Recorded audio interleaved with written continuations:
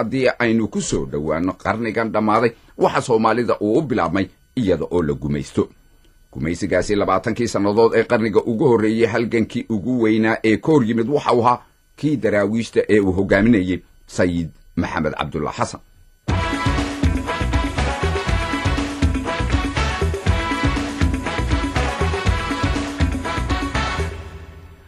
sida haddaba qiyaasu tahay sayidku waxa uu dhashay bishii abriil 7 sanadkii 1864 waxa uu ku dhashay ceel laga cabo oo ku yaala meel u dhaxaysa Wedwed iyo Bohole 7 jir markuu ahaa ayuu quraanka barashadiisa bilaabay 19 jir markii uu gaarayna waxa uu noqday sheekh oo loogu yeeray intii barashada cilmiga uu ku jiray Sayid Maxamed Cabdulla Xasan meelihii uu soo maray ee uu tagay waxa kamid ahaa magaalada Harar ee dalka Ethiopia Muqdisho Suudaan iyo Maka intii uu joogay Maka waxa macallin oo noqday amaba uu ku xidhmay Sayid Maxamed Saalix oo dariiqada saalixeeda isagu ku abtirsato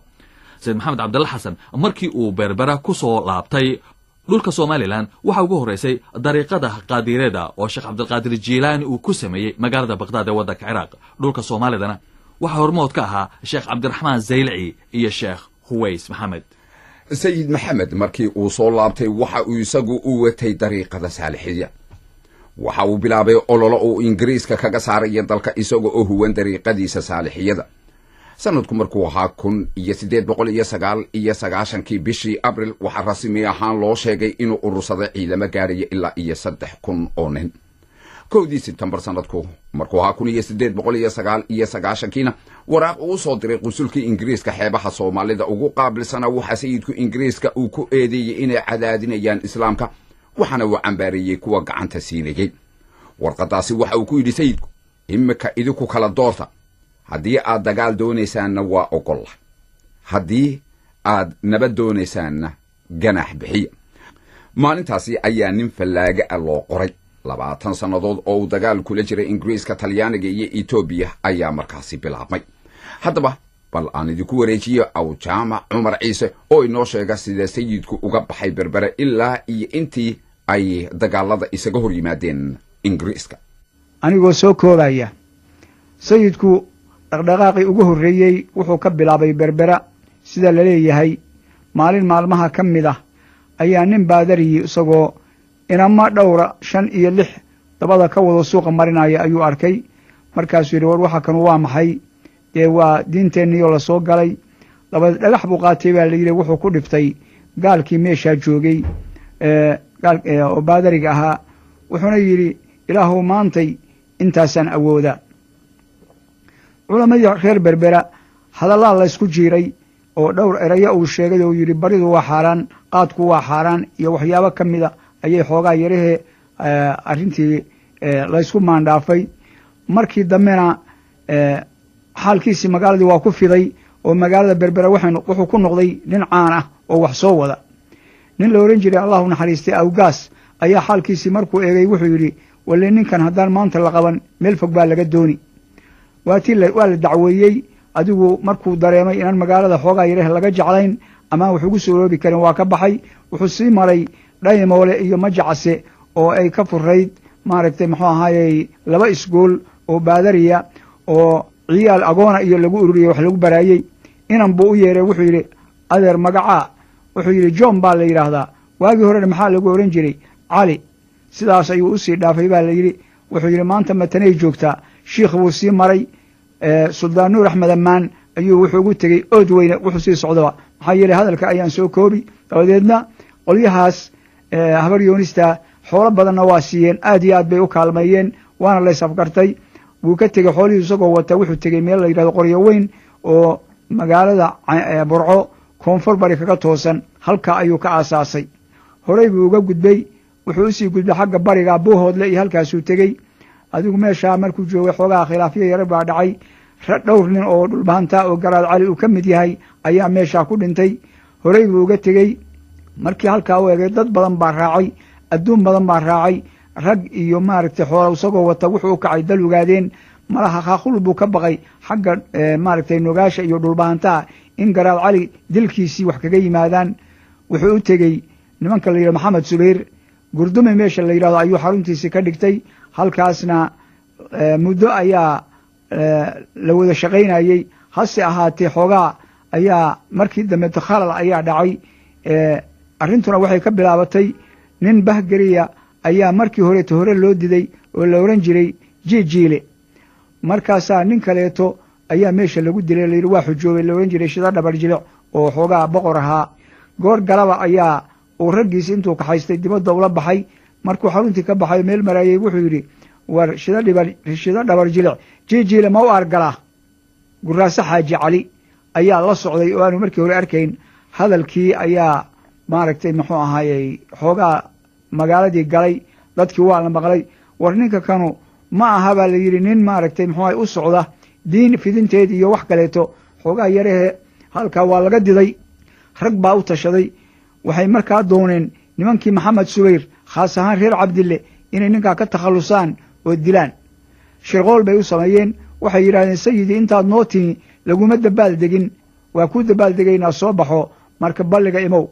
balligii markii uu yimi fardihii baa loogu dabaaldegay markii la rabay in maaragtay muxuu ahay la dilo ayaa nin la oran jiray garaad ahaayo reer haaruun ahaa ayaa u digay wuxuu meesha shirqool baa lagaga wadaaye iskaga bax aw cabaas nin la oran jiray ayaa halkaa lagu dilay dhulbahanta ah oo bahar sama ah dabadeed halkaasuu ka qaxay oo wuxuu u noqday nugaal iyo barbarkaas muddo badan buu hawdkaa ku jiray adigu 2 sano ah jigjiga waa kan colka geliyey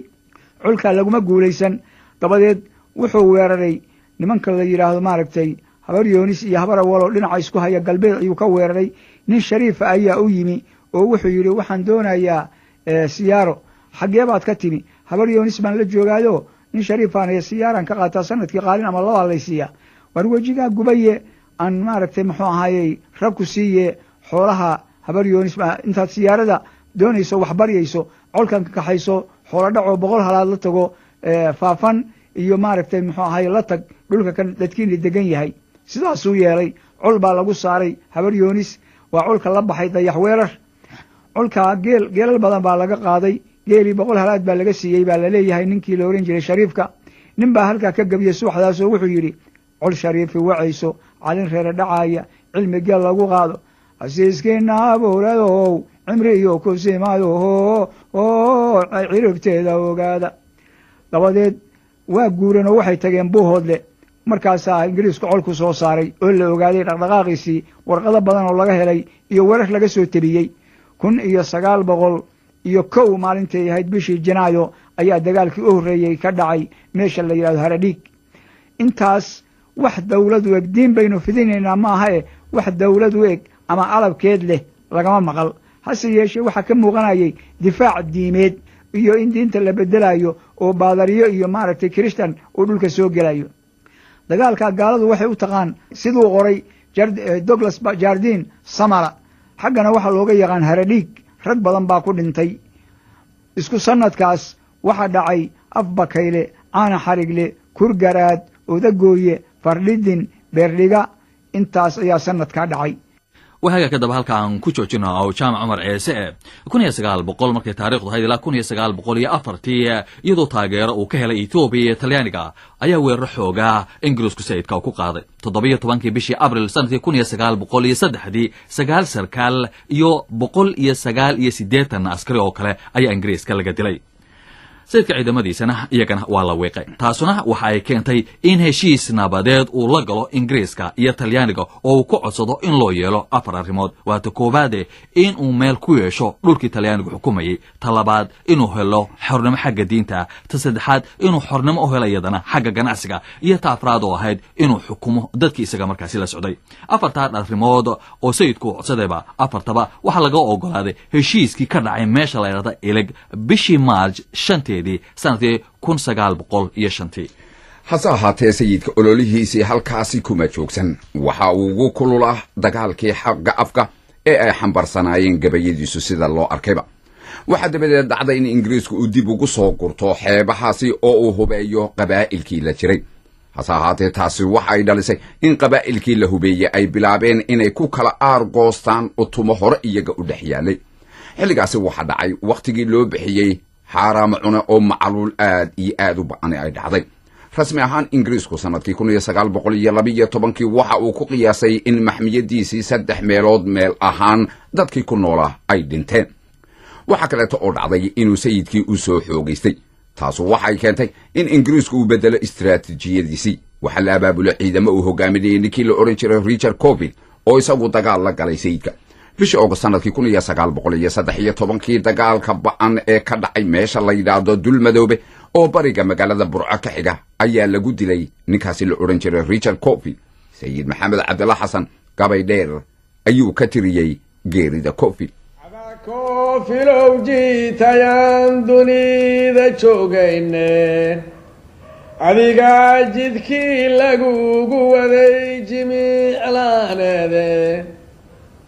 jahannamo la geeyo wada aakhiru jahanne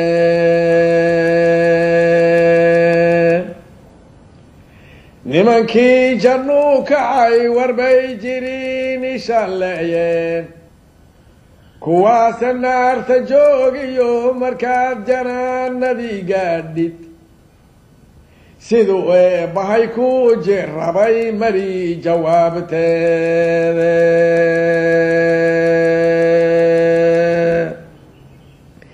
daraawiish jigraar nagama dayntaniyo jeerkeedheen jigta weerar bay goor barqaca nagu jifeeyeendheen ingiriis jabyo waxaa ku dhacay jac iyo baaruudadhe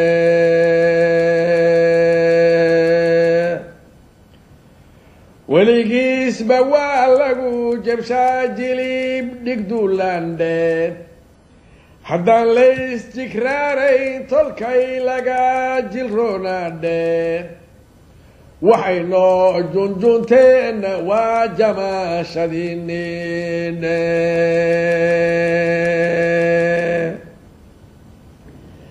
anigana jigrey ilaa helay shalay jahaadkeedheen jeeniga hortiisay rasaas igaaga jiideendheen jidhaayaday ilaa dhicin jili cafkoodiine